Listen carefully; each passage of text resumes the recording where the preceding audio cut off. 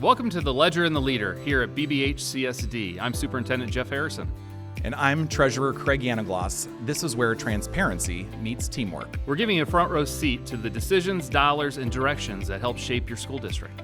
No fluff, just real conversations straight from your district leadership.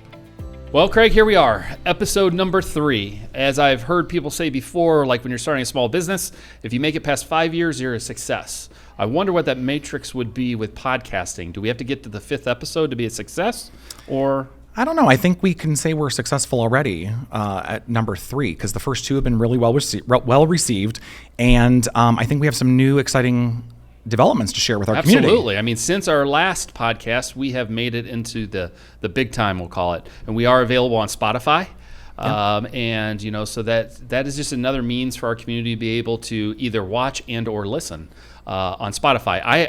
Spotify is not always my first choice of where I find my podcast, but I had to check it out last week. It looks pretty cool. It definitely is for me. I also noticed that I thought when it went to Spotify it would only be an audio version, but you can actually do both. So you can switch it to audio mode, and it's great for car rides or whatever else you want to do. And because we're so long-winded. Correct. And it may be even more long-winded today because we're going to have our first ever guest on the Ledger and the Leader. And it's going to be Dr. David Martin, our curriculum director. And if you have any familiarity with Dr. Martin and his presentations, some may say they go a little long at board meetings. Others of us, like myself, think we should give more time to Dr. Martin.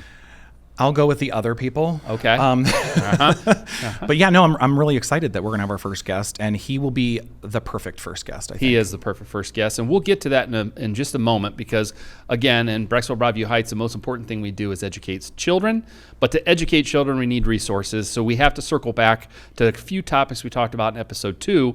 Between Episode 2 and 3, we've had a little bit go on at the State House in Columbus. So how about give us a quick update?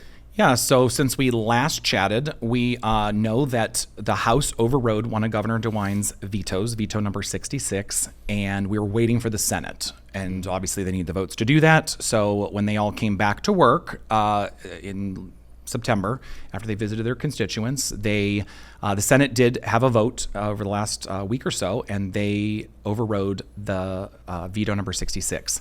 So that is the hot off the presses item, but there's also a host of other bills that are also coming that are pretty dangerous for public schools. Well, so we don't have all day because we got to get Dr. Martin in here today, but let's talk about 66. If I recall correctly from superintendent speak, that was the one that was meant to provide transparency to our community and to our voters for when they go to the ballot box on what they're voting for and how much it will cost them. Is that correct? Correct. And one of the reasons why is because we talk about fixed sum levies, and that to many people is called an emergency levy, which does not mean it's an emergency, which is where they feel this clarity takes place, or is the lack of it happening. So this provision is going to prohibit the use of a substitute and a fixed sum levy to be together. It's also going to eliminate fixed sum levies in general, replacement levies as well. So there are less tools in the toolbox for us to diversify. Yes, because we're supposed to diversify. According to the state legislation, is school districts need to diversify, or now what they're talking a lot about is we need to combine and align in services. So that'll be another podcast for another day. But and those are all levies that we as a school district had to go to our community. And at the time when we went to our community, because of the accountability we have as a public school system, had to explain what the levy was for. I mean, I think since I became a superintendent, I always talk about emergency levies. And the first thing usually comes to my mouth is it doesn't mean we did something wrong. It's just the name that the state legislators gave us at one point in time. The technical name is a fixed sum levy. So now we're going to get rid of all of those. And our really only option is continuous levies. Is that correct in your eyes? It's either that or a school district income tax. Which I'm sure will go over like a lead balloon. Probably. Historically and traditionally, school income tax issues or ballot issues notoriously fail. So that is not something that's very popular with our community members. So it then leaves us with continuous levies, which I guess fortunately in Brecksville Broadview Heights, that's all we have. And that's what maybe our community's gotten used to. But it still requires us to go to the ballot, still requires our local stakeholders to approve that. It's not like we just take it from them. Right. No, we're very fortunate to have all continuing levies, and those were converted because they didn't used to be. They were actually limited levies years ago, and the district went through this process of converting those, so there wasn't the levy fatigue. So we now have all continuous levies. But as we know with continuous levies, as property values increase, the district doesn't really receive any additional funding from those voted levies. So as the property values increase, the effective millage gets decreased. We're sitting at about 27 mills now, which is getting us closer and closer and closer to what you've heard me talk about, which is the 20 mil floor. Correct. And so when we talk about the millage, and I did this last time trying to put it in layman's terms, as valuation in your community goes up, your millage comes down. So we only collect the same amount. Basically putting the school district on a fixed income. I guess if I'm trying to use layman terms and make it more understandable not only to me but other people in our community, is so we've been on a fixed income since whenever that levy was Almost passed. 10 years ago now is the last one we passed in 2017. So yeah. So it's just like having a job and not getting a pay increase for 10 years. And the cost of inflation, cost of goods and services have continued to increase, and we've done a great job of managing that. But if and when, and it's not if, it's when, we go back to our community for additional resources because we've really stretched it as far as we could stretch it. Yeah, because we're currently deficit spending. This will be the second year that we will deficit spend, so we're on that downswing of the levy cycle, and we're going to be left with one option, which I guess this district would probably go for, but other districts there's tons of districts on the floor, hundreds actually in the state of Ohio. If they're already on the floor, that's why they've used the emergency levies in the past, those fixed sum levies, because they're on the floor or they're so far on the floor. So if we would do another continuous levy, it will push us further away from the floor. But again, as property values would continue to increase, hopefully, that number will continually get adjusted downward for our community. So I would assume that, that's all that's left, and that's what we would probably continue to do when the time is there, which, again, you said is not if, it'll be when. Correct. And I guess to sum this conversation up, because we could go on for a whole nother 45 minutes, this really comes back to the rules that we have and the game that we have to play by. I've heard you already say House Bill 920. I also heard 20 mil floor.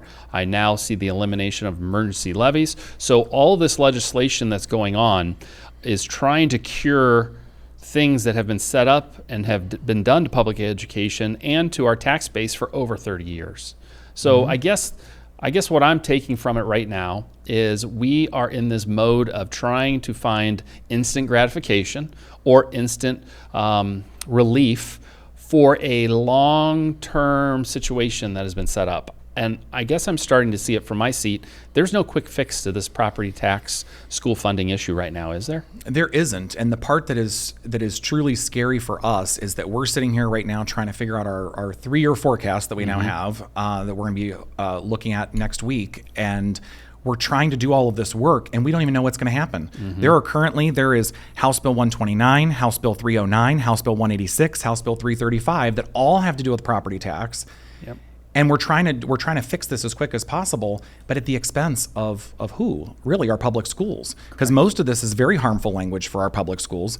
And I don't think that everyone understands truly what's actually in all of this. Like, for instance, one of the side effects of this new veto that was just overridden is, remember we talked about those levies, those fixed sum levies, those emergency levies.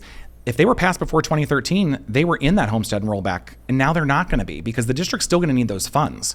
So they're going to go into continuous levies, put that on, and then guess who's picking up the extra tax bill? The property owners within our community. Right. And who just had relief? The state budget had a relief. Correct.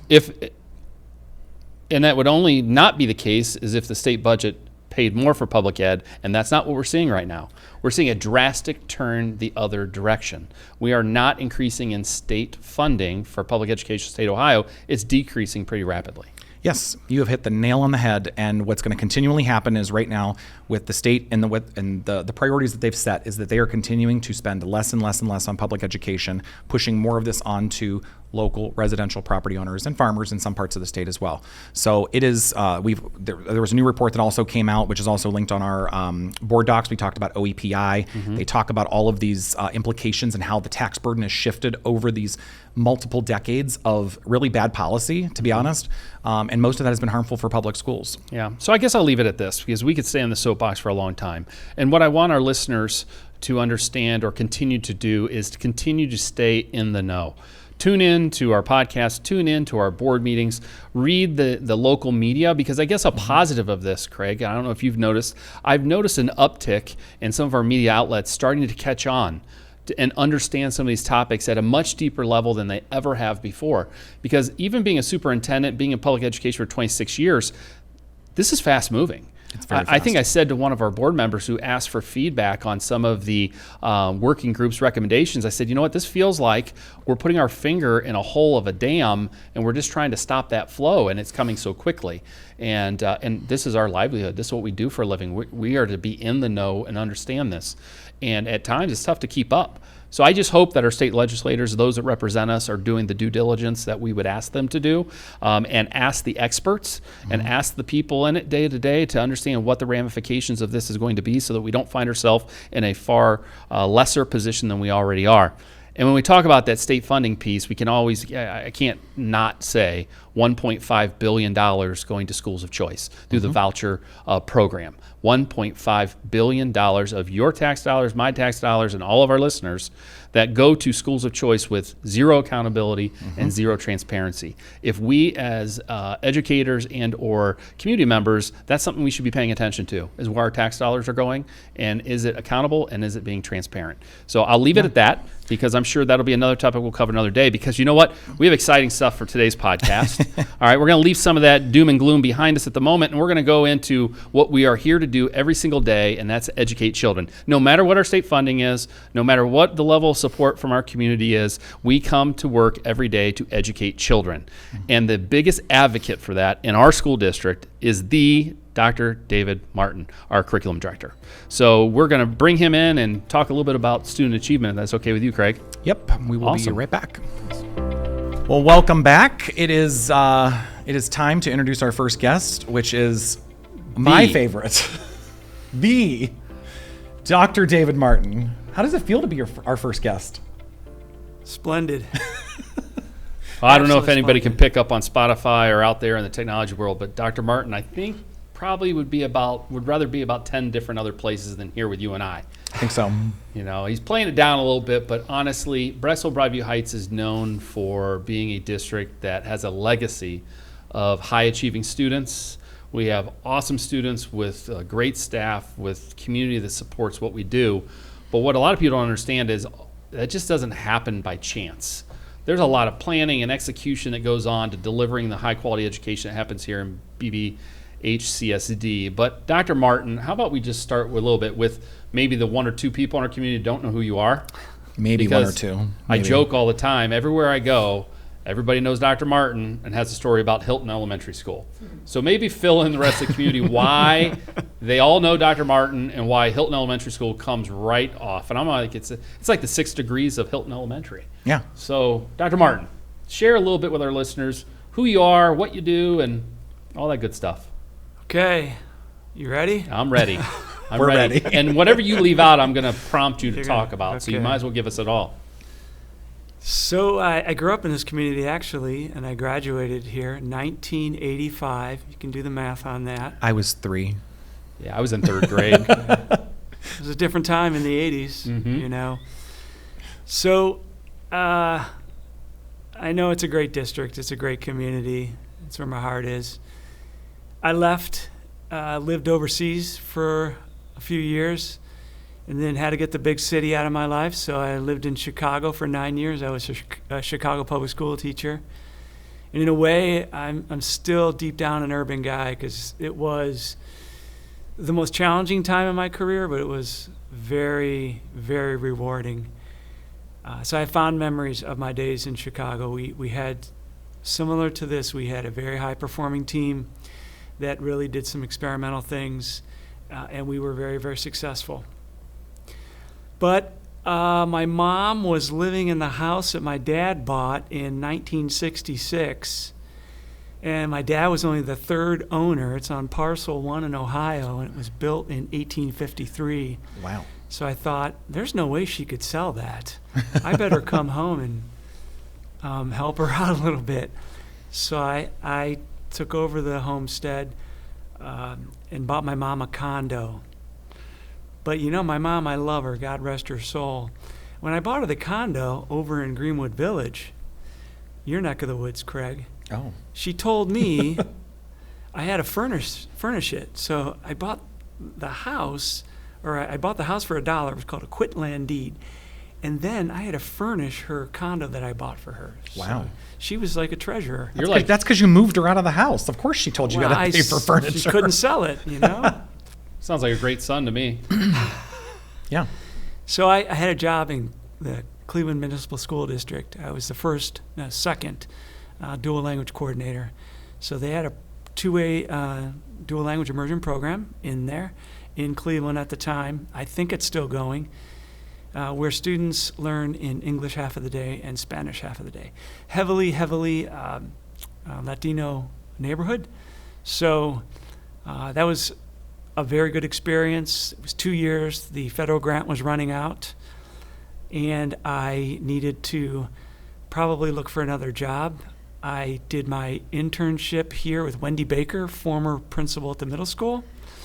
I was a middle school principal for 2 years, 3 years, 2 years part-time, 1 year full-time, and then the position at Hilton opened up, and I became the Hilton Elementary School principal for a decade. And similar to Chicago, those are days I will never forget. It was a special, special time. And every time I see one of my former parents or students, somewhere in that 20 teens, there was something fun going on after school, during school.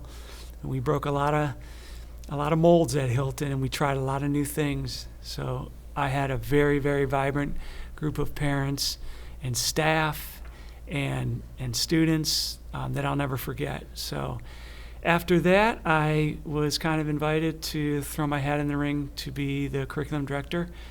And as much as I loved Hilton, which is no longer there, maybe that was a good choice, and I became the curriculum director. I was wondering, as I was listening to you describe those days and how you guys were, I think maybe not the word you use, innovative and push the envelope a little bit, I was thinking, boy, I'm glad I probably wasn't superintendent when you were building principal. You probably would have drove me a little nuts.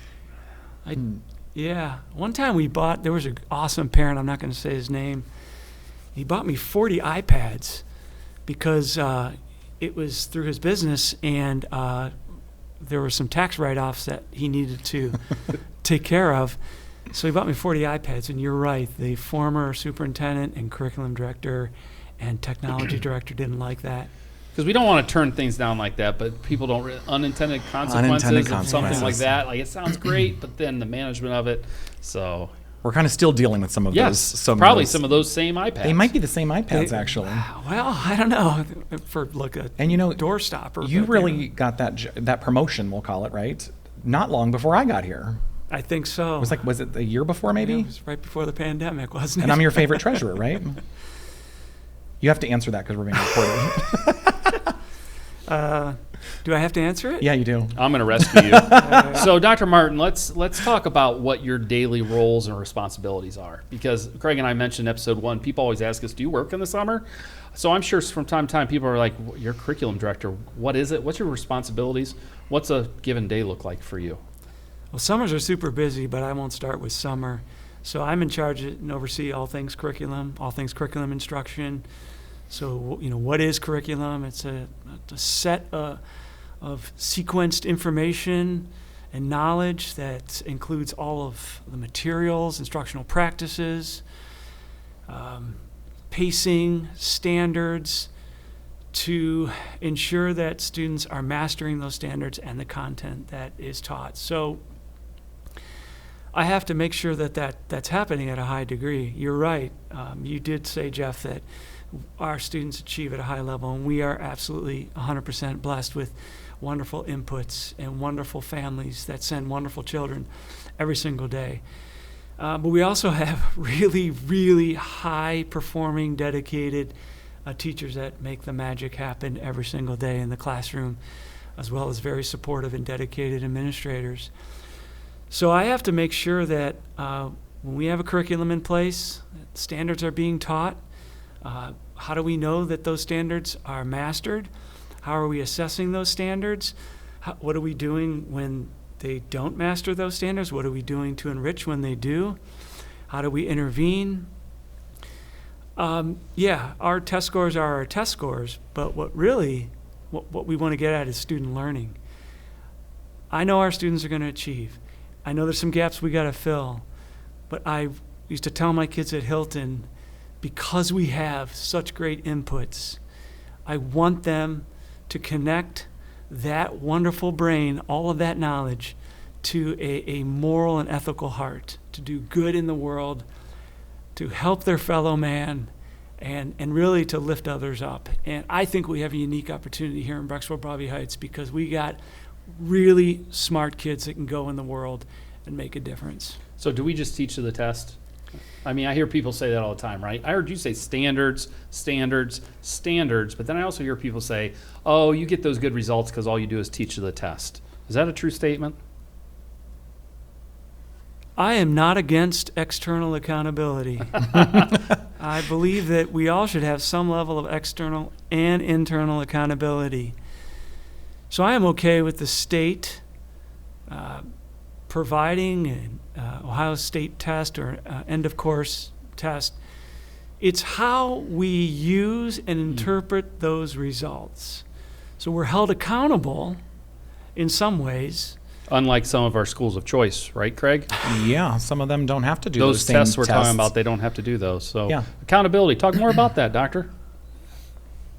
We have amazingly dedicated teachers who we don't have to explicitly hold accountable because they hold themselves accountable. I couldn't agree more. They go into the classroom every day. They know their standards backwards and forwards. They teach those standards to a high degree. And when students don't meet the level, because let's be honest, this is Brecksville-Broadview Heights, our level of expectation, pre-K through 12, is off the charts. The ones that are most unsettled when students don't learn the standards that they're teaching are the teachers. And that's why they go back at it. They are relentless, and they provide every single student what they need. Students with IEPs, students that are identified gifted, and everyone in between. I agree with you so wholeheartedly. And, this is the 4th district I've been in, and I've worked with dedicated educators elsewhere. But when I did come here, that's one thing that stands out with our teaching staff is they don't rest on their laurels. They're not satisfied with just getting good results, that they push in. And I've heard a couple of our administrators talk about how we use data, how data is not a hammer, it's a spotlight. And we use that data to inform instruction. And that's just the attitude that our staff has embraced and continues to move things forward. Can you maybe just for some of our listeners out there that don't understand quite when we're talking standards and curriculum, and they'll hear things like curriculum adoption. So do we just use a textbook and that's how we teach kids? I mean, you keep saying standards, but what are you referring to when you say standards? And is that the curriculum? It's part of the curriculum. Okay. Remember, curriculum is a very carefully sequenced set of information that includes standards and materials and instructional practices to ensure that students are mastering the content and the knowledge. So we always start with the standards, and we have content standards that the state issues to all school districts in the state of Ohio. We have our content standards. You can adopt any curriculum out there from a big publishing company, but there isn't a single curriculum that is going to encompass every single standard. So what we have to do is we have to map those standards so we get the best possible curriculum with the best possible materials that we believe are going to meet the needs of all of our learners. We map those standards. They're getting better. I mean, it's coinciding well, but let's be honest, it's not the product. It's not even the materials. It comes down to the instructional practices. It comes down to each and every teacher knowing their learners, knowing what makes their learners tick. Yes, teaching those standards, pacing them out, following the scope and sequence. And I can't believe I'm already, feels like 20 minutes in, I'm going to say collaboration, collaboration, collaboration. It is teachers collaborating at a very, very high level with their colleagues And when you do that, and it's centered on student learning, and it's driven by data, That's where the magic happens. that's where the magic happens. There's no other direction but up. And we've touched on a couple subjects here that I know has our friend who counts the pennies and the dimes and the nickels when we're doing budgeting. You talked about the things that we invest in our district. Our community values, through our strategic plan, through the scientific survey, our community said we value an experienced and expert staff. And this district has a history of supporting our staff. Upwards of 85 to 86% of our budget is salary and benefits. Right, Craig? Yeah, we're a service industry. We're a service industry. It takes money to do what we do. But that is because that's what our community expects, and that's where we budget our money, which is what we try to do. But that's a delicate balance because other things come at that expense. Yeah, no, and if I can even shed some light on maybe where you're going on this too, we have to always look or think about the fact that we've got multiple buckets. And I think that as I've been talking to some friends and colleagues that have also seen our podcast and they're already giving feedback, and community members as well, they ask the question of like, they don't understand the different buckets of money. And so when we talk about some of the work that Dr. Martin does, we've got grant money, which you can go into and expand upon. And we also use PI money or permanent improvement money. We've talked a little bit about this, that the community does have levy dollars that come in, which we're able to use for curriculum purchases. And we just had a budgeting meeting this morning actually about the needs of our district for fiscal 27. So there's different buckets of money, just to kind of reiterate about how we divide some of those things. So it's not the general fund, it's not the operating money. We try to get as much as we can of our resources purchased out of those different buckets of grant money or permanent improvement. I mean, some of the stuff does come out of general fund, but we do kind of reserve that primarily a lot for all of our salaries and benefits. Yeah, and we can go right. Let's talk about the grant funding, because that was a big topic that we were sweating bullets in August and early September. Some of our federal grant dollars that our district has historically gotten are used for important things were in question this year. So Dr. Martin, can you talk a little bit about those different grants and money and what we use that for and how it benefits our staff and students? So my department is also in charge of Titles 1, 2, 3, and 4. Title 1 is primarily used for title and reading intervention. We try to put as much of that money in Title 1 towards salary and benefits, and we can get about 2.5 teachers. So it's not a lot, but we still need those kids that need that the qualified kids that need that extra push, that need that extra dose, that extra layer of expertise for reading, need access to our reading intervention teachers at the elementary building. And that pays for 2.5 reading intervention teachers. How many reading intervention teachers do five. we have? 5. We have so 5. Our community supports us in providing that reading intervention by covering the rest of those teachers that are our reading intervention And that's a teachers. good example of how we use the different buckets, because Yeah. we do use that first bucket of grant funding for about half of them, and then the other ones come from our general fund. Right. And Title II is all about professional learning. So we get anywhere between $50,000 and $70,000. We do have to share with non-publics, and that's a significant amount of consulting that we have to do to make sure it's spent appropriately. The way we use it here in Brecksville-Broadview Heights is if there are available conferences. For example, last year we sent about a dozen teachers to the TESOL conference.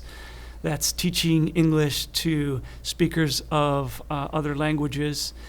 And Scott Kinkoff, my right-hand man, led a group down to TESOL last year, and they had such a positive experience. We're sending 20 this year, and we, the ones that are presenting, don't have to pay registration. There we go. Work in the system. I like it. Yeah. So, because if you get accepted to present, you do not have to pay the registration. But we're excited because we're going to be able to bring those strategies and methodologies back from the TESOL conference. Last time I checked, our numbers exploded with EL, our English learners. At one point, we were years ago at Hilton, we'd have, 30 maybe, 20, 30, 40. Now it's 140 EL students, and they're still coming. So we've had an increase in the number of EL students. We had professional development targeting the instruction of EL students. What were the results of that investment? I think we're seeing some great results. What we're seeing is a lot of classroom teachers are now able to access some of the best practices and the knowledge and the pedagogy that is needed. Because can you imagine you're a third grade teacher and this kid comes to my classroom and literally came to the country a week ago and does not speak any English at all. And spoiler alert, don't put them on Google Translate. That's That not doesn't best work? practice. No, it's not I mean, it best sometimes practice. works, but probably not in this application.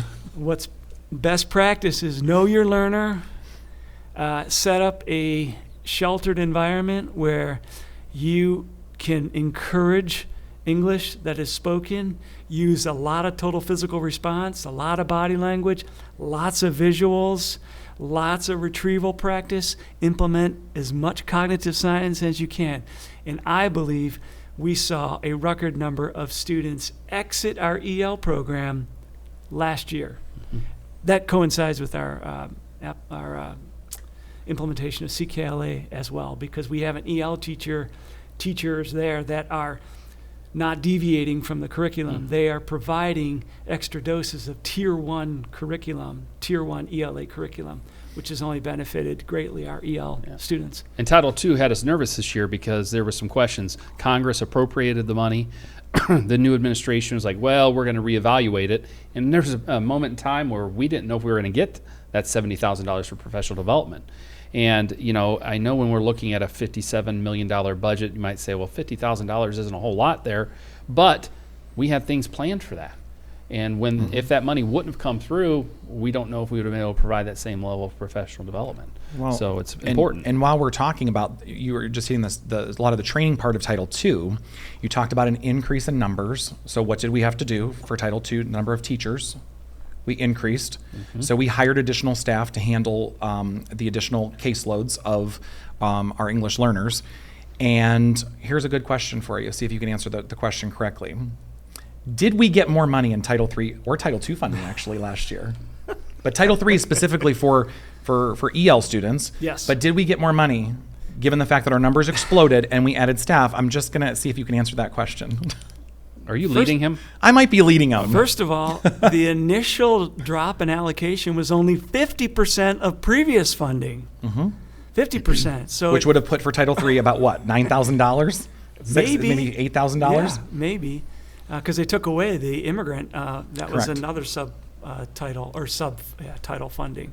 Yeah, so it's just another example of we've met the needs of our students. A lot of that stuff that's not covered by grant funding, we're then putting on that burden to our operating budget. But we saw an explosion of numbers of those kids. We've responded accordingly, and our federal dollars did not increase, and that they didn't increase across the board to any of them.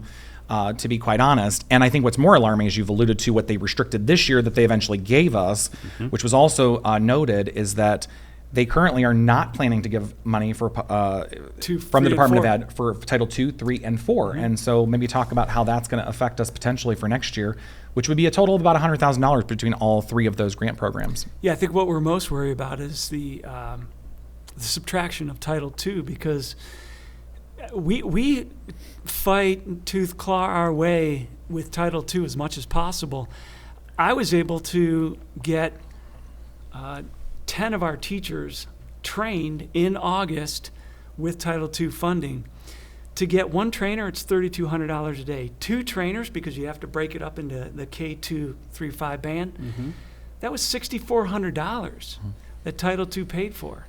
But that's something it can happen quickly, efficiently, and I'm nervous that that's all going to go away. I'm nervous that we're going to have to struggle to try to find where those funds will come from.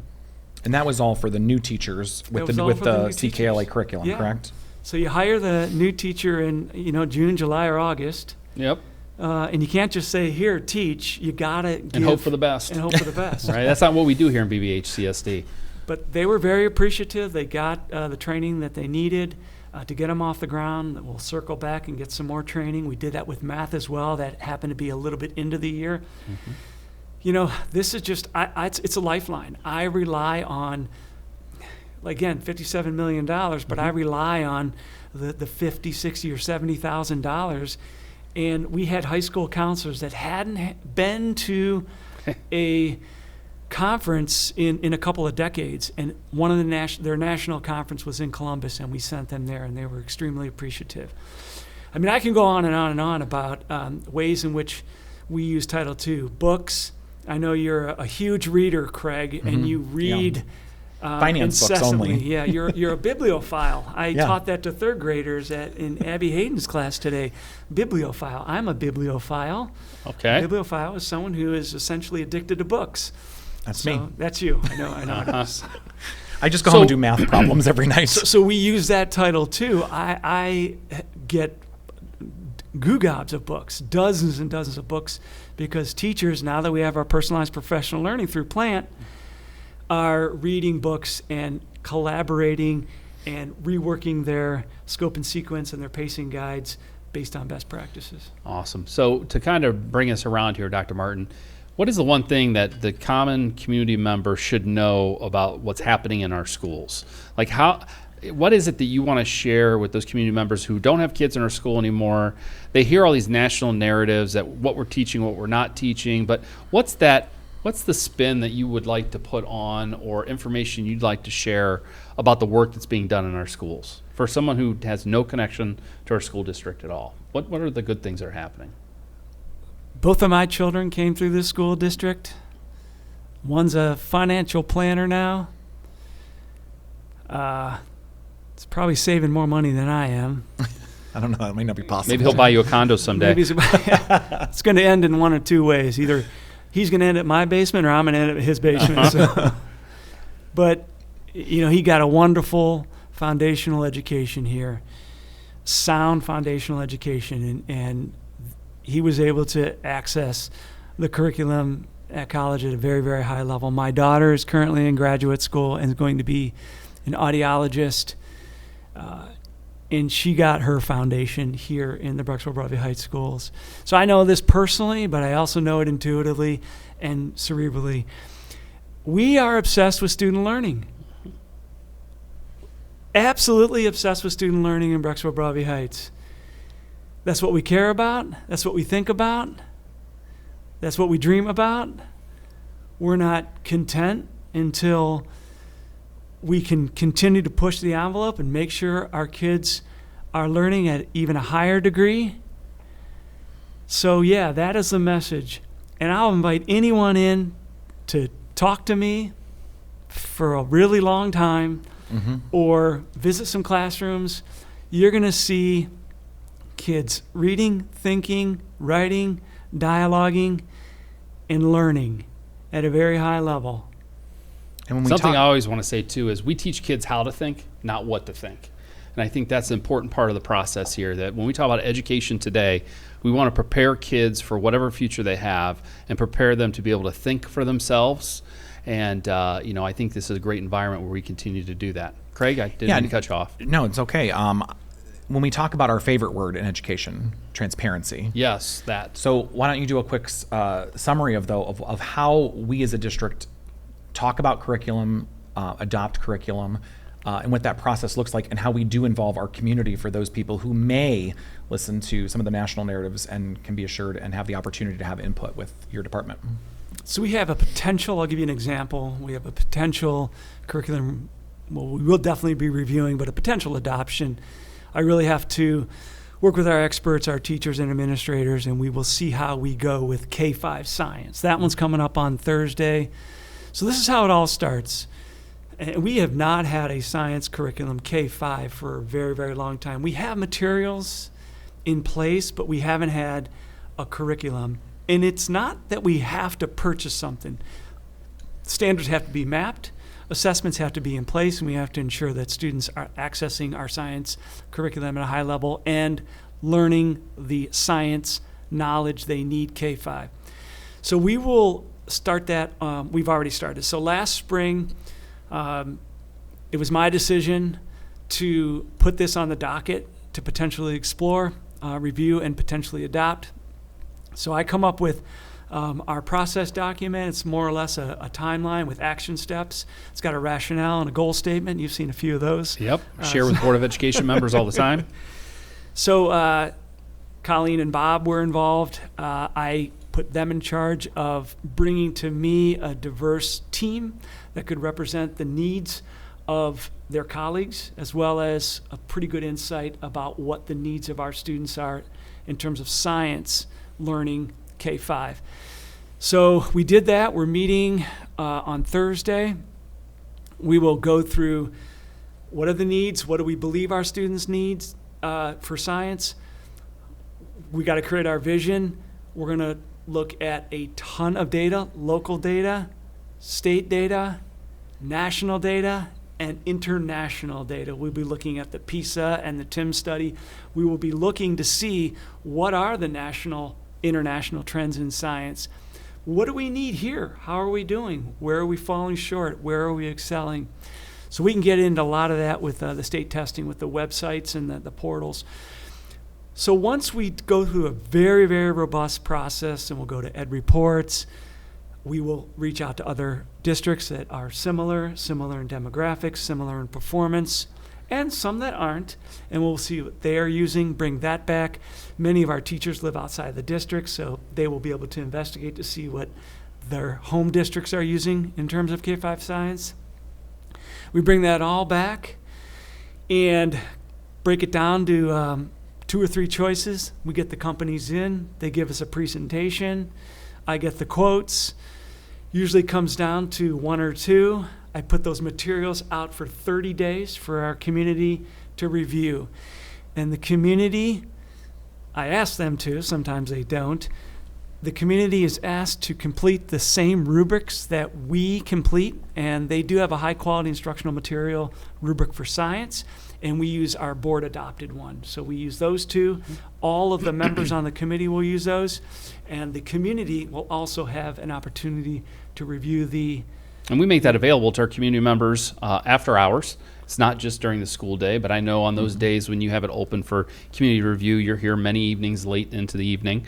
And I couldn't stress any more, like if you want to know more about curriculum, you want to know what's happening in our classrooms, you want to know what materials we're using, Dr. Martin is the first expert in our district to be able to share that with you.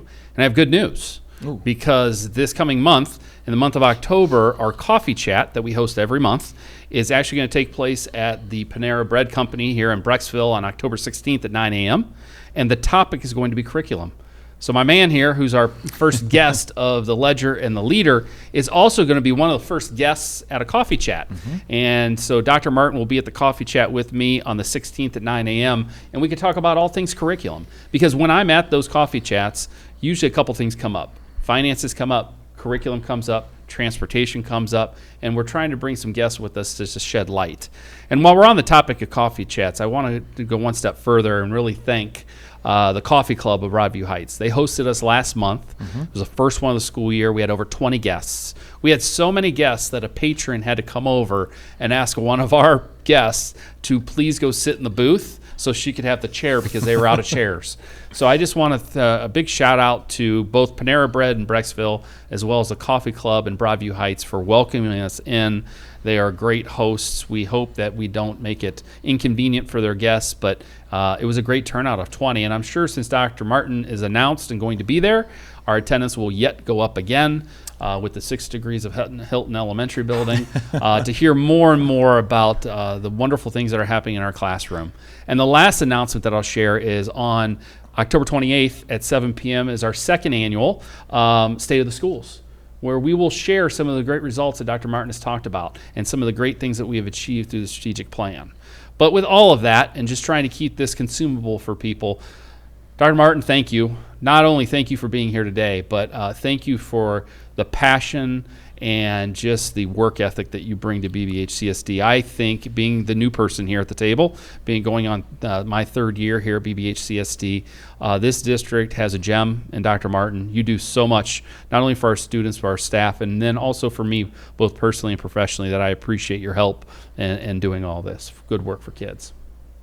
So, yeah. Craig, anything else to end on here as we wrap things up? Not too much. I guess I would just also say, as we continue to grow with this, I mean, hopefully we don't run out of space at these places. We'll have to come up with a plan B pretty soon. Right. We'll have to see. But now that we're on Spotify and also available through our YouTube channel, make sure that you help share this with other people. Right. As community members, we hope that we can get the word out. The more people that listen, the more that they will learn. I've gotten some interesting feedback from other people who have listened to the podcast already that they're like, this, a lot of it's making sense to them. Mm-hmm. So stay engaged with the legislators locally, statewide, and federally, because all of this stuff is really important to our public education in our country. And maybe next episode as well, I have a little bit of feedback for some listeners that I'll share next episode. So I'll leave it with that little cliffhanger. Perfect. But we have a question for you. Who's our next guest going to be? I think you have to have a teacher. You've got to have a teacher on here. That's not a surprise from Dr. Martin. I know. Absolutely, We should have 100%. I could anticipated name that. 10 of them right now. That would do 1,000 times better than me. But I really think we have to get a teacher on here to show, the heart and soul of being a bee every single day, where the rubber hits the road. Teaching. Heard that learning. before. Rubber meets the road. Teacher for episode 4. We'll have to work on it. We can do this. We can Okay. do this. So thank you again. Thank you to our listeners, our watchers, and stay tuned. Sounds good. Thank you.